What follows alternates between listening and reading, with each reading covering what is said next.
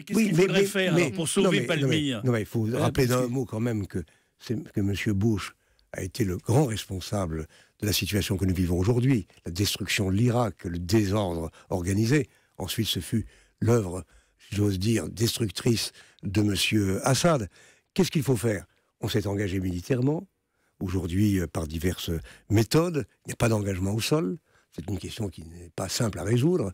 C'est une question qui doit être posée maintenant. Je ne suis pas spécialiste de ces questions, je me garderai bien d'en parler. Mais simplement pour Palmyre, vraiment, qu'on prenne tous les moyens, je sais, aériens, si on ne veut pas aller au sol, pour, j'allais dire, massacrer ces massacreurs, pour détruire ces voyous, ces étrangleurs, ces assassins, ces bandits, qui en plus, lorsqu'ils détruisent des monuments ou des œuvres d'art, ont le culot de vendre ce qui reste après leur destruction, d'en faire du fric.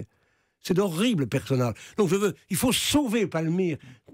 Si j'avais les moyens de le faire comme ça, en appuyant sur un bouton, je le ferais. Mais je supplie ceux qui ont la capacité d'intervenir pour que ce serait pour l'Occident, pour l'histoire. Nous parlions d'histoire tout à l'heure.